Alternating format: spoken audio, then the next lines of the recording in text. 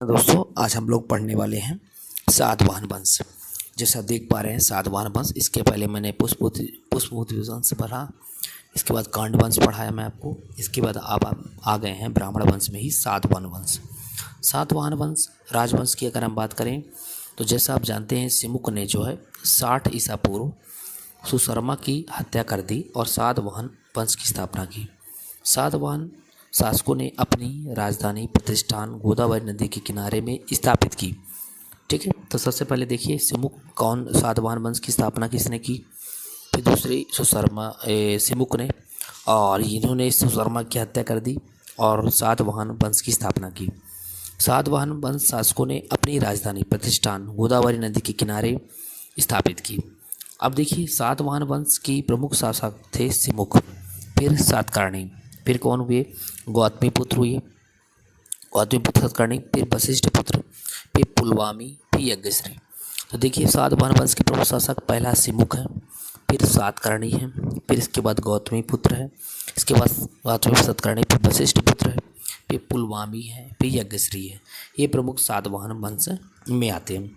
अब देखिए सातकर्णी ने 2 अश्वमेध यज्ञ तथा एक राजसूय यज्ञ किया। सातकर्णी मतलब ने 2 अश्वमेध तथा एक राजसूय यज्ञ किया।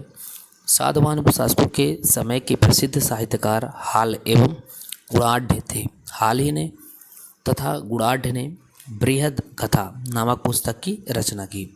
तो हाल ने जो है गुणाढ़ बृहद कथा, और सातवाहन के हाल एवं गुणाढ़ गुणाढ़ ने बृहद कथा का नामक पुस्तक की भी रचना की थी। देखिए दोस्तों अगर हम बात करें तो सातवाहन वंश में चांदी, तांबे, सीसा, पोटीन और कांसे की मुद्राओं का प्रचलन किया। सर्वाधिक जो है सीसा का चलना हुआ। सातवाहन वंश अपना सिक्का ढालने में जिस शीशे का इस्तेमाल करते थे उसे रोम से मंगाया जाता था। ठीक है, अब देखिए ब्राह्मणों की भूमि अनुदान देने की प्रथा का आरंभ सातवाहन शासकों ने सर्वप्रथम की, और भूमिदान का सर्व प्राचीन पुरालेख प्रमाण शताब्दी ईसा पूर्व के सातवाहनों के नानाघाट अभिलेख में मिलता है, जिसमें अश्वमेध यज्ञ में एक गांव देने का उल्लेख है। ठीक है, नेक्स्ट अगर हम बात करें तो सातवाहन वंश की राजकीय भाषा प्राकृत एवं लिपि क्या है, ब्राह्मी थी। तो सातवाहन वंशों की राजकीय भाषा क्या है, प्राकृत है, और लिपि क्या है, ब्राह्मी है। सातवाहनों में हमें मातृतंत्रात्मक ढांचे का आभास मिलता है।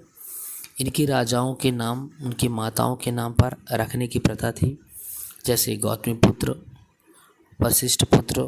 लेकिन सातवाहन राजकुल पितृत्वात्मक था, क्योंकि राज सिंहासन का उत्तराधिकारी पुत्र ही होता था।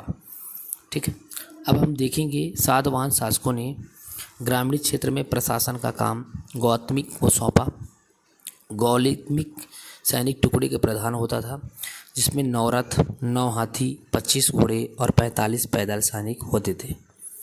जैसा आप जानते हैं सातवाहनों की महत्वपूर्ण स्थापत्य कृतियाँ हैं कारले का चैत्य, अजंता एवं एलोरा की गुफा का निर्माण, अमरावती कला का विकास। सतकर्णी एवं अन्य सभी सातवाहन शासकों के दक्षिणापथ के स्वामी कहे जाते थे। सातवाहनों की महत्वपूर्ण स्थापित कृतियाँ क्या कौन हैं, कारले का चैत्य, अजंता एवं एलोरा की गुफा का निर्माण, अमरावती कला का विकास। सातकर्णी एवं अन्य सभी सातवाहन शासक दक्षिणापथ के स्वामी कहे जाते थे।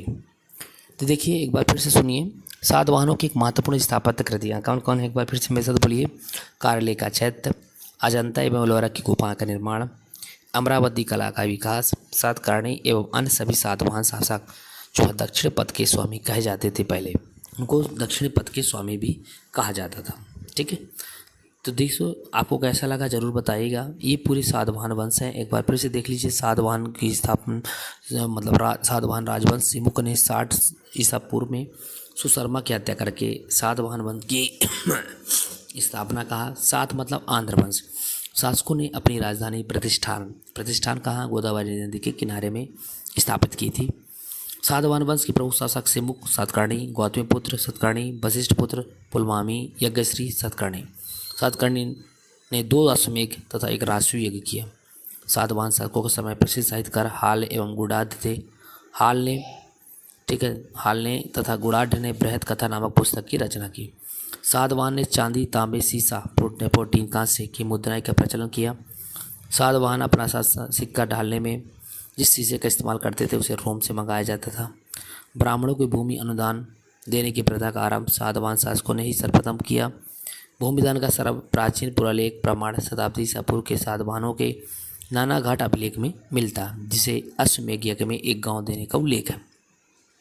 सातवाहन वंश की राजकीय भाषा प्राकृतिक एवं लिपि ब्राह्मी थी। सातवाहन हमें मातृत्वात्मक ढांचे का आभास मिलता है।